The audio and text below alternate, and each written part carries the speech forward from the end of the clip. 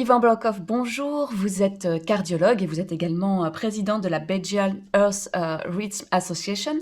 Et cette semaine, eh bien, c'est la semaine du rythme cardiaque. Alors, avec la pandémie de Covid-19 qu'on a connue durant cette année, vous avez constaté quand même une diminution des patients qui venaient pour des consultations en cardiologie et parallèlement une augmentation du nombre d'infarctus. Oui, bonjour. Merci pour votre intérêt sur cette question. En effet, dès le début de la pandémie, à la mi-mars 2020, on a non pas constaté qu'il y avait moins d'infarctus, on a constaté qu'il y avait moins d'admissions à l'hôpital pour des infarctus, mais les infarctus, bien sûr, se produisaient toujours. Et donc, ceci a été publié en Belgique. Donc, on a comparé le nombre d'infarctus des 3 premières semaines de la pandémie aux mêmes semaines des années précédentes, et beaucoup moins de patients étaient donc hospitalisés pour infarctus, mais les infarctus, bien sûr, avaient toujours lieu. Et ça a été confirmé par d'autres études dans d'autres régions, dans d'autres pays. Et donc, en Belgique, par exemple, c'était 25% d'admissions en moins pour infarctus sur cette période-là. Et ça peut aller dans d'autres régions et pays presque jusqu'à 50%. Il y avait la difficulté pour les patients de pouvoir consulter un médecin, que ce soit leur médecin traitant ou à forcerie à l'hôpital, où les consultations ont été totalement arrêtées, sauf urgence. Et la notion d'urgence peut être difficile à cerner pour un patient qui a éventuellement des douleurs dans la poitrine, ne se rend pas compte vraiment que c'est un infarctus. Et dans l'infarctus, il faut vraiment intervenir, déboucher l'artère nourricière du cœur qui est bouchée dans les toutes premières heures, même les premières minutes. Et donc, on a donc constaté ce fait que les patients soit avaient peur, soit n'avaient pas les facilités habituelles pour se rendre à l'hôpital. Donc ça, c'était un constat. Certainement, au niveau de la première vague, atténuer les vagues suivantes, puisque là, les consultations n'ont pas été interrompues de la même façon et que les hôpitaux se sont organisés de manière à pouvoir quand même recevoir les patients. Alors, ce que ça nous a amené à faire à la première vague, c'est un petit peu accélérer ce qu'on appelle la télécardiologie. Donc, la télécardiologie est un suivi de certains paramètres de patients à distance. On a plusieurs situations, plusieurs cas de figure. Le plus connu, c'est les patients qui ont déjà un pacemaker, donc un stimulateur cardiaque, ou un défibrillateur implantable, ou un petit appareil Holter sous la peau qui surveille le rythme cardiaque. Dans ces trois types d'implants que le patient porte donc sous la peau, on peut avoir des informations quotidiennement, d'une part sur l'état de l'appareil lui-même, de l'implant, donc est-ce qu'il y a un problème de batterie, est-ce qu'il y a un problème technique, problème de sonde. Là, nous en sommes informés. Le patient dispose d'un transmetteur sous sa table de nuit et toutes les nuits, les données sont envoyées automatiquement sur un serveur. Et ces données comportent aussi des informations alors sur le rythme cardiaque du patient. Est-ce que le patient fait un problème de rythme, ne s'en rend pas compte, par exemple? Donc, nous, tous les matins, on se connecte sur le serveur et on analyse les données de plusieurs centaines de patients et on peut voir si leur appareil fonctionne bien, s'il n'y a pas eu de problème d'arythmie. Donc ça, c'est quelque chose qui existe depuis pas mal d'années, qui est fort développé, fort remboursé dans certains pays autour de nous. En Belgique, il n'y a pas de remboursement. Donc, il y a un petit frein à l'utilisation actuellement.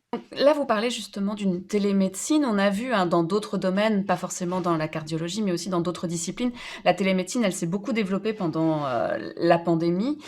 Aujourd'hui, est-ce qu'il y a des applications? On voit aussi beaucoup les montres connectées, par exemple, qui prennent le rythme cardiaque.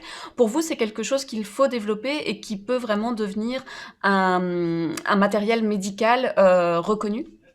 Oui, je suis persuadé qu'il y a une place pour cette technologie. Maintenant, il faut aussi se garder d'un enthousiasme excessif parce qu'évidemment, il y a un aspect commercial qui est présent. Donc, je pense qu'il faut quand même toujours une validation scientifique de voir l'apport exact de la technique, sa fiabilité. Mais il ne fait pas de doute que maintenant, avec les techniques actuelles, il y a une place pour ça. On peut maintenant s'enregistrer effectivement avec des montres connectées, comme vous dites, un petit électrocardiogramme réduit, mais tout à fait de très bonne qualité. Et on peut même maintenant acheter pour environ 150 à moins de 200 euros des véritables petits enregistreurs électrocardiographiques où on arrive, le patient peut s'enregistrer en 30 secondes un électrocardiogramme quasiment comme nous faisons à l'hôpital. Et donc, ça veut dire qu'au moment où le patient présente ses symptômes, il peut enregistrer son rythme cardiaque et alors il envoie le tracé à son cardiologue ou à son médecin traitant. Et alors, on peut faire le diagnostic de l'arythmie au moment où elle se présente. Alors, dans le cadre de la semaine de sensibilisation, vous offrez également des inscriptions pour une application. Est-ce que vous pouvez nous expliquer en quoi elle consiste? Donc, nous proposons alors à 10 000 personnes de télécharger une application qui s'appelle FibriCheck et on peut avoir les informations sur le site monrythmecardiaque.be, le site de la semaine du rythme cardiaque. Donc, c'est une application smartphone qui va permettre de voir si le rythme cardiaque est régulier ou pas. Quand il est irrégulier, ça correspond souvent à de la fibrillation, qui est une arythmie, l'arythmie la plus fréquente et qui est une cause fréquente d'accident vasculaire cérébral, d'AVC. Et donc, le patient va sur le site, doit remplir un très bref questionnaire avec une petite dizaine de questions parce que nous souhaitons proposer ce test aux gens qui ont un risque de fibrillation et donc un risque d'AVC. Ce seront plutôt le plus souvent les gens à partir de 65 ans, a fortiori s'ils ont de l'hypertension, du diabète. Donc, il y a ce petit questionnaire à remplir. Si on est dans les conditions, on a un risque d'avoir un jour une fibrillation et peut-être un AVC. On a accès à faire le test, donc on peut télécharger l'application. Et ça consiste à mettre le doigt alors devant la caméra du smartphone. Et alors, l'analyse, au bout de 30 secondes, va se faire. Si le cœur est tout à fait régulier, ben, on est rassuré. S'il y a une irrégularité, ben, on reçoit le message. Le tracé est bien sûr vérifié par des gens qui ont l'expérience, s'il y a une anomalie.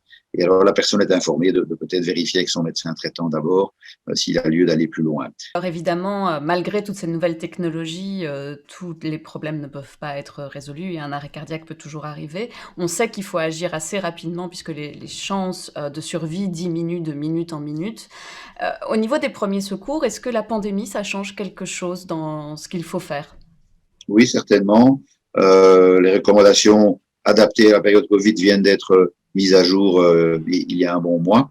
Et donc, je dirais que principalement, au lieu, donc, on constate que la personne est inconsciente, on a appelé les secours professionnels via le 112. On demandait avant de secouer les épaules du patient, d'aller tout près de sa bouche pour voir s'il respirait. Maintenant, en période Covid, on conseille plutôt de secouer le bassin, les hanches du patient, de ne pas s'approcher tout près de sa bouche, mais plutôt de regarder si son thorax bouge.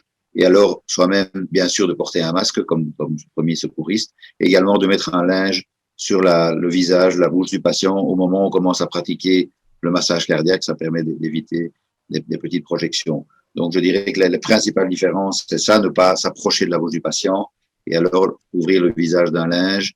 Et le bouche à bouche, alors, est uniquement réservé à des gens qui seraient habitants sous le même toit.